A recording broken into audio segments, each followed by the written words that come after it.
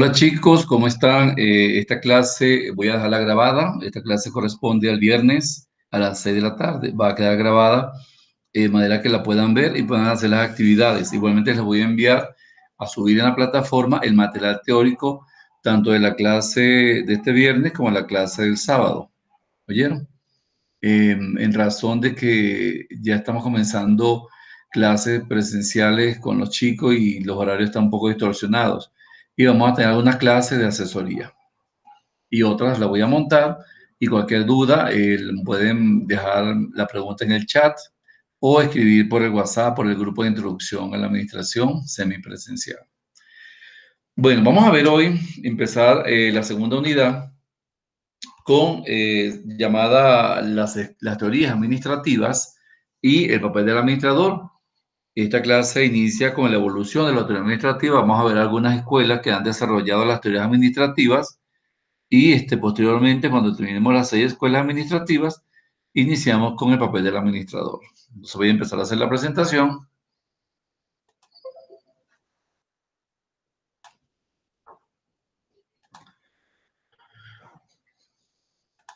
Como les indiqué, el tema se llama evolución de la teoría administrativa y papel del administrador. Primero vamos a ver la teoría administrativa. El grupo de escuela. El primer enfoque es de la administración científica o clásica. A esta corriente se le llama administración científica por la racionalización que hace los métodos de ingeniería aplicados a la administración y debido a que se desarrollan investigaciones experimentales orientadas al rendimiento del obrero. Quiere decir que esta administración científica surge como la adaptación de la ingeniería al desarrollo de la empresa, tomando como referencia que se evalúa el rendimiento del obrero. Sin embargo, algunos autores consideran que es un error llamar ciencia a una serie de principios que carecen de bases fisiológicas y psicológicas, argumentando que en esencia este método no es más que un sistema perfeccionado para aumentar al máximo rendimiento de la mano de obra a través de la utilización más estricta del tiempo. Quiere decir que el propósito de la administración científica fue aumentar el rendimiento de la mano de obra del obrero en base al tiempo, es decir, aplicar una serie de instrumentos de ingeniería adaptado al ser humano en la empresa. Por lo tanto, la principal objeción que sufrió esta escuela era la preponderancia que se le otorgaba más el éxito económico a la empresa y no al obrero, ¿verdad? En lugar del bienestar físico y mental del trabajador.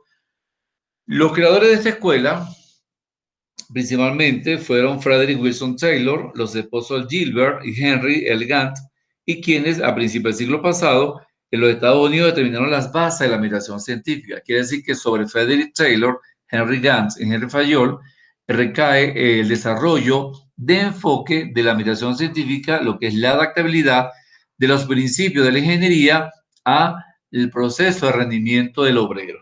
Entonces vamos a ver cuál fue el aporte de cada uno de ellos a la escuela de la administración científica o clásica. Entonces, conceptualizando decimos que se le llama administración científica por la racionalización, es decir, que hace que de los métodos de ingeniería aplicados a la administración y debido a que desarrolla investigaciones experimentales orientadas al rendimiento del obrero. ¿Cuál es el propósito? Volver más eficaz y menos costoso el proceso de producción. Por eso se le hace la crítica, porque el enfoque está dirigido a la empresa, no al rendimiento del obrero, sino más bien a la explotación de ese obrero. Por lo tanto, esta escuela de la administración científica, su padre fue Frederick Taylor, nació en 1856, murió en 1915. ¿Quién fue Frederick Taylor? Fue el padre de la administración. A él se le da el nombre del padre de la administración científica. Fue el primer, digamos, la primera persona que le dio el enfoque de ciencia a la administración. Por lo tanto, ¿por qué? Por haber investigado en forma sistemática el trabajo humano y haber aplicado el estudio de las operaciones fabriles, es decir,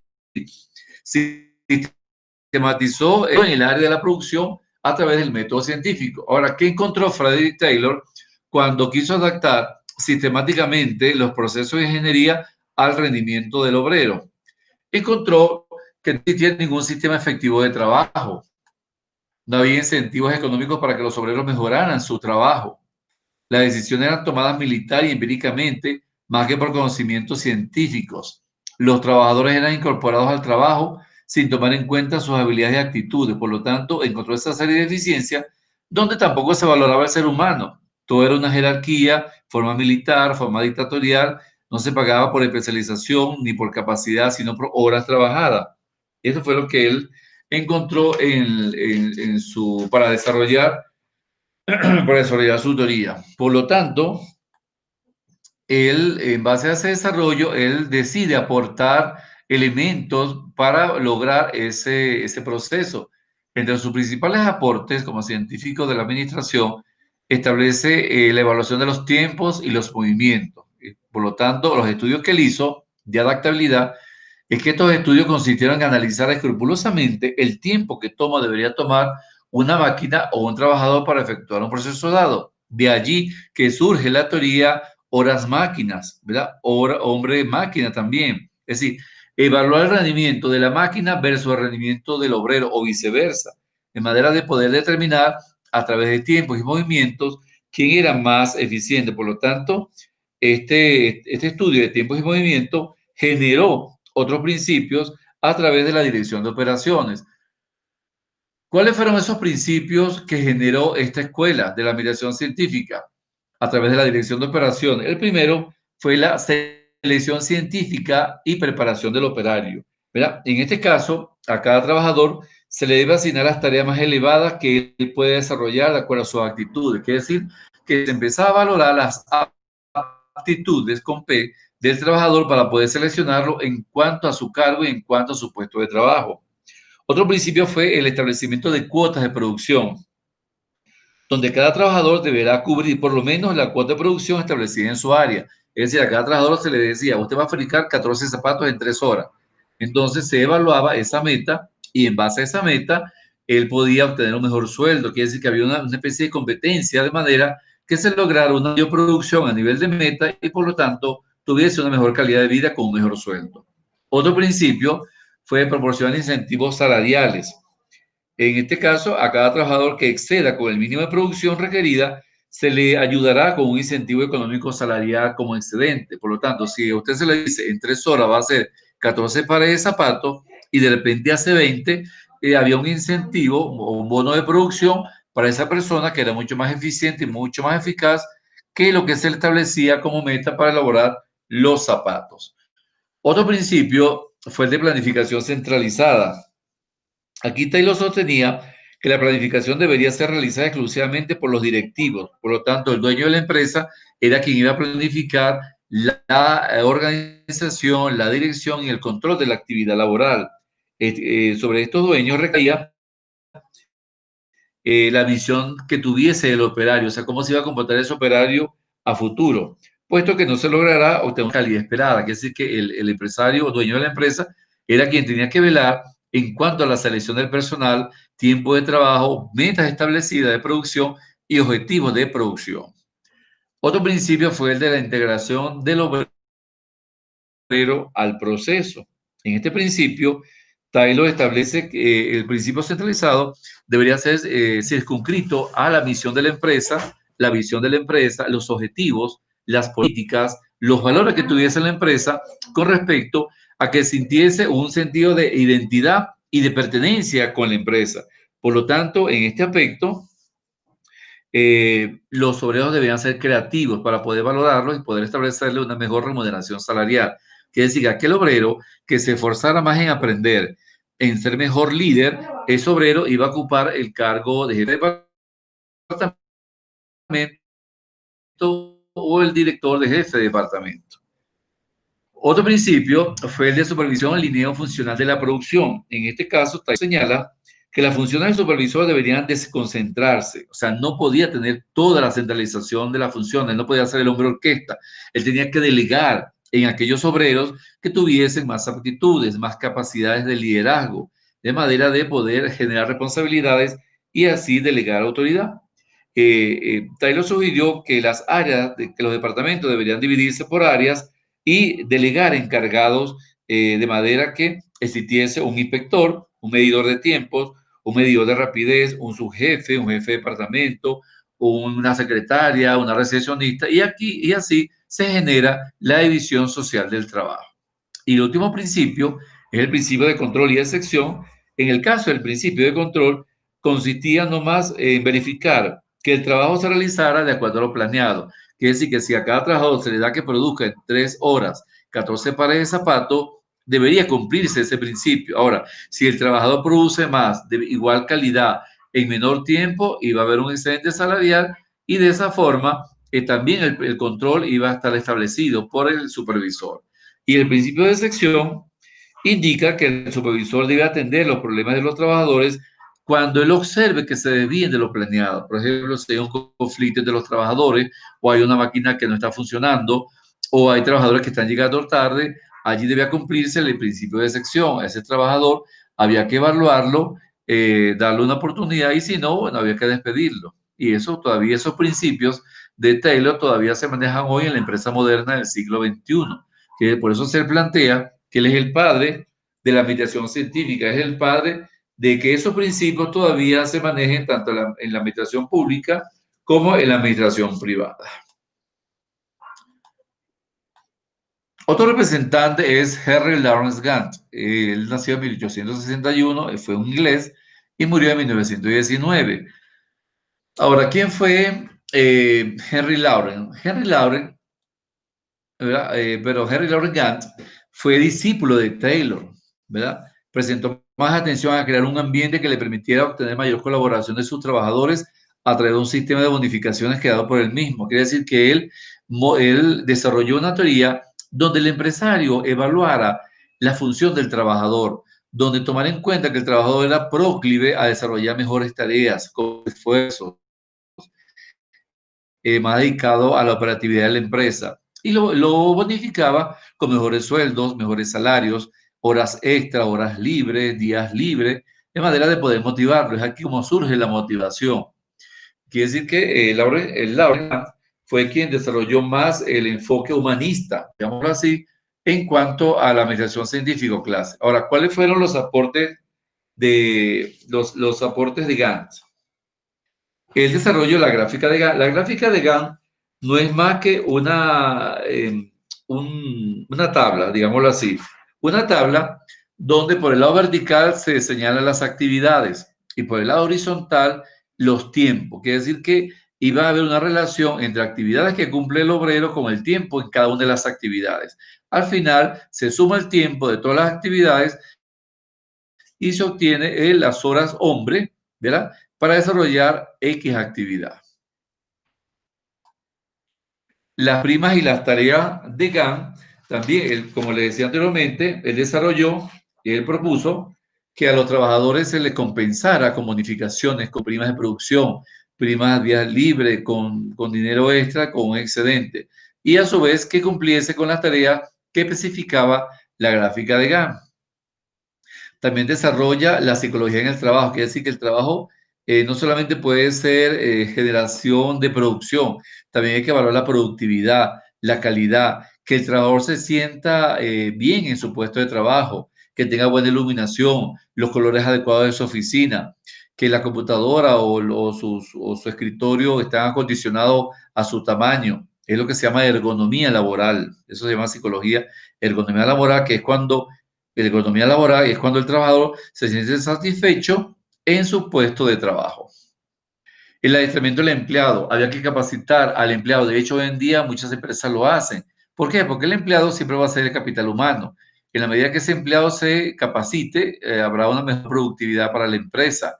Él se sentirá dentro de un buen clima laboral, un buen clima organizacional, tendrá su cultura organizacional y por lo tanto se sentirá mucho más satisfecho de pertenecer a esa gran empresa. Esos, digamos, fueron los aportes que estableció Lawrence Gantt a la Escuela de la Administración Científica. Y el tercer representante, el francés Henry Fayol, él nació en 1841 en Francia y falleció en 1925. Henry Fayol, como le dije que nació en Francia, fue el autor más distinguido en el campo administrativo. Él venía de una familia de mucho dinero, ¿verdad? Él afirmaba que la administración es aplicable a todas las actividades humanas y a los grupos sociales, no solamente a las empresas. También se podía aplicar a nivel de la familia, a nivel de gremios profesionales. Por lo tanto, él propone el proceso administrativo. El proceso administrativo es hoy en día la forma de gerenciar las empresas y establece que el proceso administrativo en toda empresa debe cumplirse a través de 4 fases. Por lo tanto, sostuvo que la organización es una entidad, la empresa es una entidad abstracta, la cual debe estar dirigida por un conjunto de pasos que lo llevarán al logro de sus objetivos. Estas fases del proceso administrativo son la planeación o planificación, según algunos autores, la organización, la dirección y el control. Cuando hablamos de planeación, allí se planifica las actividades, las tareas. Allí va contenido la misión de la empresa, la visión de la empresa, los objetivos de la empresa, las políticas, los valores, los principios, es decir, el espíritu de la empresa. En la fase de organización se contempla la estructura organizacional de la empresa, es decir, los organigramas, donde están ubicados los trabajadores con sus cargos y sus funciones. Por lo tanto, en la fase de organización se elaboran los manuales administrativos, el manual de cargos y funciones, el manual de contabilidad, el manual de compras, el manual de fabricación, el manual de organización, todo lo que tiene que ver con los estatutos. Eso está contenido en la organización.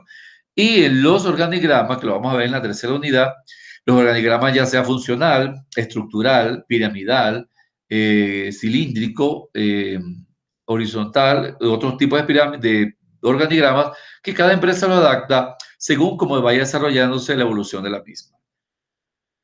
En la fase de dirección, allí se contempla, como la palabra lo dice, dirigir la empresa. ¿Cómo se dirige la empresa? ¿A través de qué elementos el administrador dirige una empresa?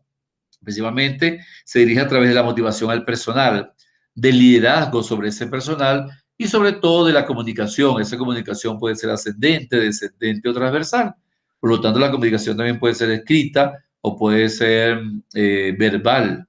La motivación al logro, motivación laboral, motivación a la disciplina, el liderazgo a través de la motorización y que el jefe no sea jefe, que sea un líder, que comparta sus actitudes, que comparta sus opiniones con sus empleados, que oiga a sus empleados, que los valorice, que tome en cuenta la sugerencia de los empleados para mejorar el trabajo. Entonces, Henry Fayol propone que un proceso administrativo en la empresa debe estar ubicado de la perspectiva de crecer como empresa a través de estas 4 fases: la planeación, la organización, la dirección y el control. Asimismo, como Lawrence Gant y como Frederick Taylor, Henry Fayol propone 14 principios generales de la administración.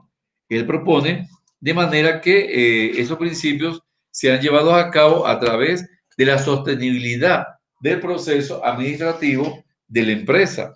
Entre esos principios, vamos a analizarlos cada uno. El primero está la división del trabajo. Cada persona según sus actitudes, destrezas y sus habilidades en su cargo que él se merece. Por lo tanto, él se profesionalizó.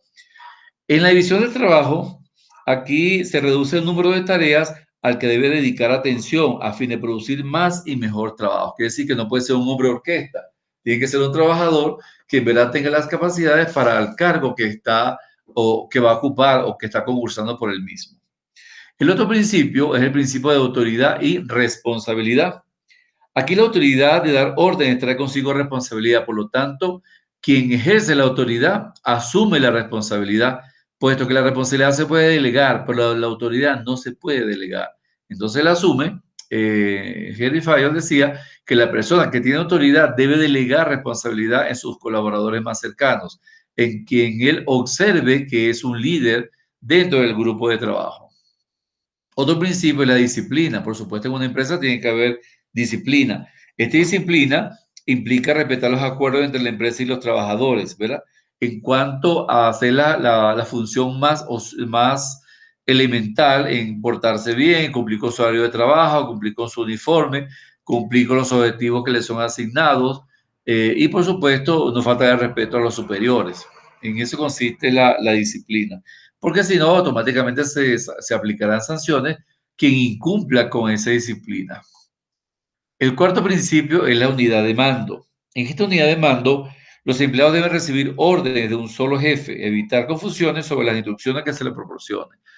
Por lo tanto, la unidad de mando implica que todo empleado debe tener un solo jefe, no puede tener dos jefes, porque muchas veces hay contradicciones en cuanto a la responsabilidad que asume el cargo. Por lo tanto, en el organigrama debe existir una sola línea de mando a quien se le entrega esa función. La unidad de dirección, cada grupo de actividades con un solo objetivo debe ser unificado en un solo plan, bajo el mando de un solo jefe, quiere decir que debe haber un solo director, que delega en sus subalternos, delega las funciones, ya sea de motivación, de liderazgo y también de comunicación.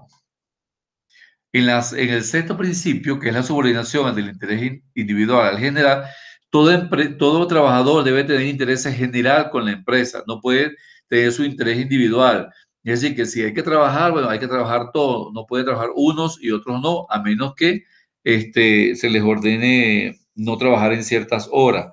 Esta subordinación obedece que el interés de un empleado o grupo de ellos no debe prevalecer sobre el interés de la compañía. Por lo tanto, todos deben hablar en sintonía con el logro de objetivos dentro de la formación general de la empresa. Remuneración al personal. Todo empleado debe tener una remuneración digna, acorde a su necesidad y a su puesto de trabajo. ¿Por qué? Porque para mantener la lealtad y el apoyo de los empleados, estos deben recibir un pago justo, digno por los servicios que prestan. No pueden ser subestimados, no pueden ser discriminados. Eso se refiere a la remuneración del personal. El octavo principio es la centralización versus la descentralización. Aquí el grado apropiado de centralización varía en cada asunto en particular. Se debe buscar la forma más apropiada de delegar tareas. Muchos jefes centralizan sus tareas y se recargan de trabajo porque no confían en sus trabajadores. Otros al contrario. Otros confían tanto que ellos no hacen el trabajo y le delegan todo el trabajo a su trabajador y es lo que hace firmar, ¿okay? Y se gana el mérito. Entonces, aquí debe haber una confrontación. Todo administrador debe delegar en forma centralizada o descentralizada según las actitudes y las capacidades que él observa en sus trabajadores. Por lo tanto, debe tener confianza y viceversa. Y ellos también deben tener confianza en su jefe. El noveno principio, la jerarquía, debe respetarse. Es como los militares en este caso. Aquí en la jerarquía existe una cadena de mando o una línea de mando, donde los superiores vienen a ejercer la autoridad y la responsabilidad sobre los rangos más bajos. Por lo tanto, los subalternos deben respetar la alta jerarquía, a la junta de accionistas, a los directores de línea, a los directores de departamento, y de manera de poder ganarse ese cargo a futuro a través de un buen trabajo. Entonces, la jerarquía no es más que el respeto al superior.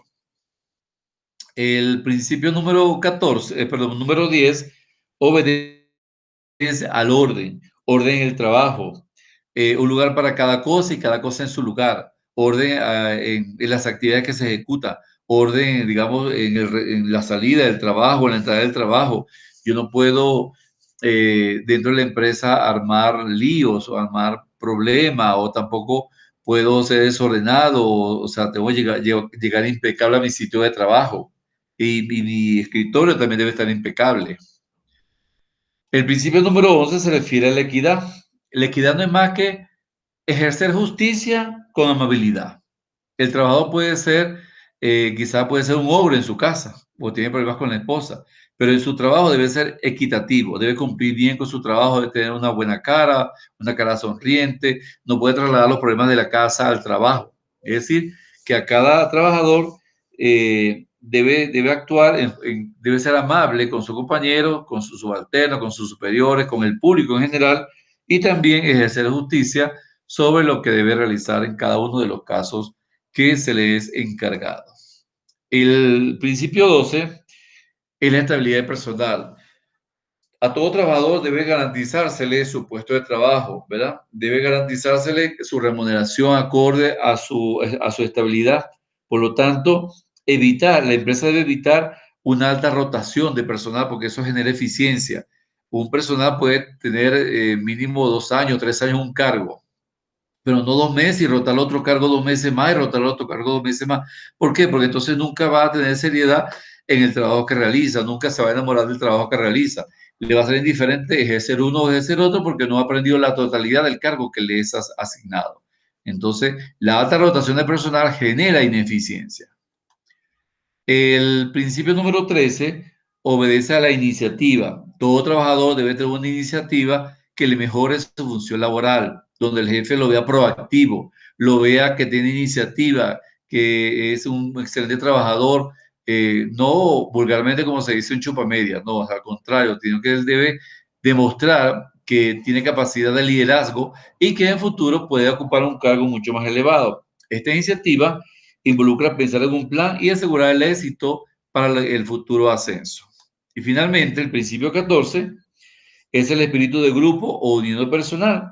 Es aquí donde hay un lema que dice, en la unión está la fuerza, y viene de la armonía del personal, que es decir, que todos los trabajadores deben tener unión, deben tener espíritu colaborativo, espíritu laborioso, ¿verdad? De manera que la empresa tenga una buena imagen ante el mundo, porque sus trabajadores han ganado sus puestos en forma privilegiada, pero en forma profesional, y que es una gran empresa. Por ejemplo, las grandes empresas a nivel mundial que tiene un espíritu de unión en su personal y cada uno de los trabajadores se siente orgulloso de llevar a cabo esa función. Bueno, por esta clase vamos a dejarlo hasta aquí. Ahora, es importante destacar que las aportaciones de Fayol fue demostrar que la administración debía ser enseñada en todas las escuelas, primarias, secundarias y en universidades, puesto que aquí surge la verdadera administración. Y Fayol consideraba que el conocimiento general de la administración beneficiaría a todo el mundo, a nivel de la familia, a nivel de la empresa. Por eso él establece una serie de funciones o áreas funcionales a través de las organizaciones. Fayol decía, detecta y describe 6 diferentes funciones en las organizaciones industriales y en las grandes empresas. Él decía que toda empresa debe tener 6 funciones. La función técnica se encarga de la función de producir y mantener la planta. La función comercial se encarga de la compra, venta e intercambio de bienes y servicios. La función financiera se encarga de la búsqueda y uso óptimo del capital. La función contable, balance de operaciones, inventarios, costos, activos fijos, estado de pérdida y ganancia, plan de negociación, plan de trabajo, digamos, todos los índices financieros. La función de seguridad, bueno, protección al personal, la propiedad, los terrenos, maquinaria, equipos. Y finalmente, la función administrativa es la que se encarga de ejercer el proceso administrativo a través de la fase que anteriormente mencionamos, la fase de planificación, organización, dirección y control. Por lo tanto, él planteaba que todo administrador debe ocupar niveles jerárquicos dentro de la empresa. A cada grupo de operaciones o función especial corresponde una capacidad especial. Por lo tanto, estas capacidades, cada una reposa sobre un conjunto de cualidades y conocimientos que el administrador puede resumir en cualidades físicas, intelectuales, morales, cultura general, conocimientos especiales y experiencia. Por lo tanto, todo administrador debe conocer cada uno de los preceptos de las escuelas administrativas de manera de que pueda reconocer dentro de su empresa cuál de las escuelas se está llevando a cabo en ese momento que él está gerenciando. Bueno, hasta aquí esta clase. Muchísimas gracias por su atención. Le voy a dejar unas preguntas referidas a la clase. Algunas están en el material, otras pueden profundizar en internet y también en un cuestionario. Entonces, ya seguimos en contacto con la próxima clase. Muchísimas gracias por su atención.